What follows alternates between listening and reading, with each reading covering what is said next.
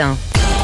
7h50, l'édito politique sur Europe 1 avec Le Figaro. Bonjour Alexis Brézé. Bonjour Jacques, bonjour à tous. C'est aujourd'hui que Richard Ferrand, candidat désigné par Emmanuel Macron à la présidence du Conseil constitutionnel, doit passer sur le grill des commissions des lois de l'Assemblée et du Sénat.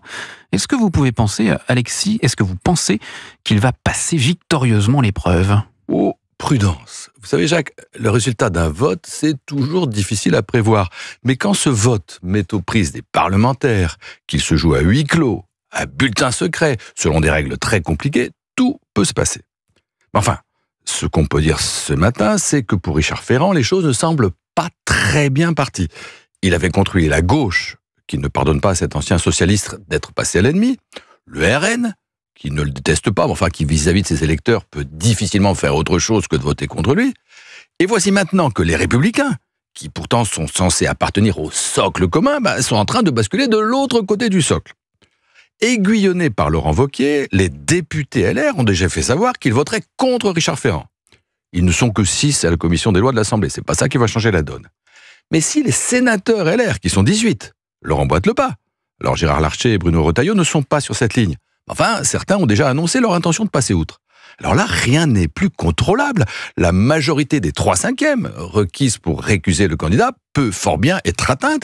Et alors, qui pourra dire adieu à son bâton de maréchal ? Ferrand. Si on vous suit, Alexis, Richard Ferrand pourrait être la victime collatérale de la bataille que se livrent Wauquiez et Retailleau pour la présidence de LR ? Oui, c'est ce qui se dit et c'est pas tout à fait faux. Il est clair que Laurent Wauquiez met d'autant plus d'entrain dans sa chasse au Ferrand qu'il sait bien qu'en face, Bruno Retailleau, du fait de son appartenance au gouvernement, est contraint d'observer une neutralité un peu embarrassée. Enfin, il faut pas exagérer l'importance de ce facteur. Si tout à l'heure, une majorité de sénateurs LR décide de voter contre Richard Ferrand, ce ne sera pas parce que Laurent Wauquiez leur aura demandé. S'il avait autant d'influence, ça se saurait. En vérité, si Richard Ferrand est battu, ce qui n'est pas sûr, ce sera pour d'autres raisons bien plus profondes. Lesquelles ? La première, pardon de le dire, c'est le profil personnel de Richard Ferrand. Ça n'est pas faire injure à l'ancien président de l'Assemblée que de reconnaître que son profil ne correspond qu'imparfaitement aux canons habituels.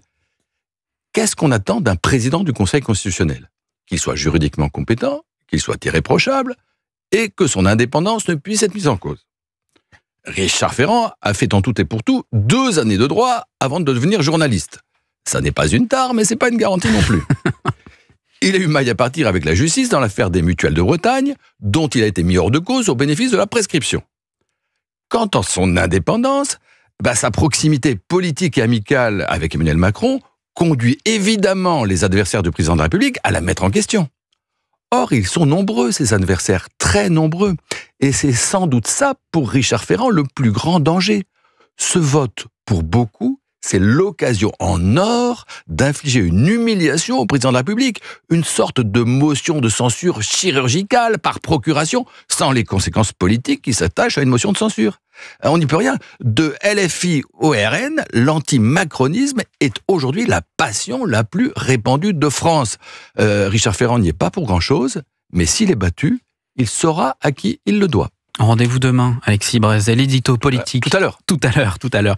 Rendez-vous demain avec vous et on aura le résultat. Merci beaucoup, Alexis Brézé, l'édito politique sur Europe 1.